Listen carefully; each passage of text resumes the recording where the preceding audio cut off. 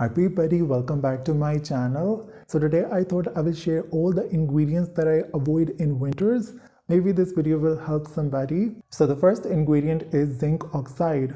My skin is more on the oilier side in summer and more on the dry side in winters. I love using physical sunscreens in summer because they control excess sebum. But oh my god, it took me so long to realize this.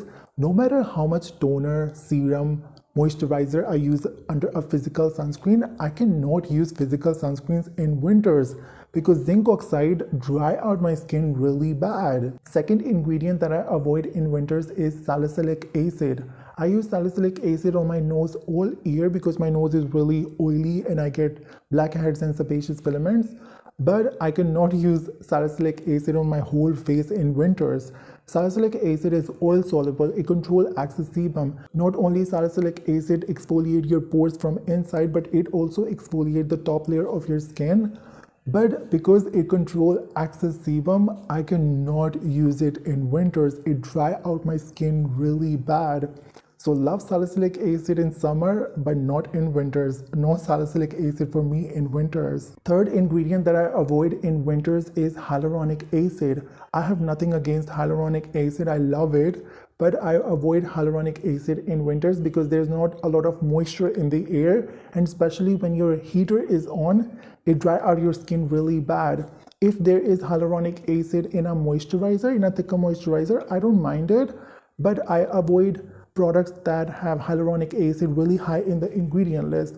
So yeah, I don't completely avoid hyaluronic acid in winters, but I avoid hyaluronic acid in winters. Fourth ingredient that I avoid in winters is, and this one might surprise you, niacinamide. Like hyaluronic acid, I don't completely avoid niacinamide. If it's in a thicker moisturizer, I don't mind it, but I don't use those niacinamide serums in winters. I love using those in summer, but not in winters.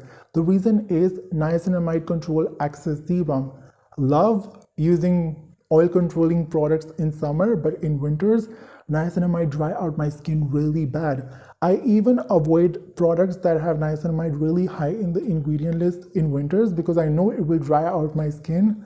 So yeah, I don't completely avoid niacinamide in winters, but I don't buy niacinamide based products in winters. Next ingredient that I avoid in winters is aliscorbic acid. For some reason, different form of vitamin C, if they are in a moisturizer, they don't irritate my skin or dry out my skin, but aliscorbic acid, it dry out my skin so bad in winters. I'm yet to find a formula, a serum that is not only hydrating but moisturizing as well. If I will find one, I will definitely let you know, but right now I am avoiding aliscorbic acid in winters because it dry out my skin really bad. And the last one is foaming cleansers. I know foaming cleansers are not an ingredient. There are a lot of ingredients in them, but I avoid foaming cleansers in winters. I tried some J Beauty and K Beauty foaming cleansers in winters and they were really nice, but I still avoid foaming cleansers in winters because I find them a little drying. I like using creamy cleansers. I'm using this one from Aveeno this year, Calm Plus Restore for Sensitive Skin, Nourishing Oat Cleanser. This is very creamy, it don't foam up, very gentle on the skin. So I like using creamy cleansers in winters.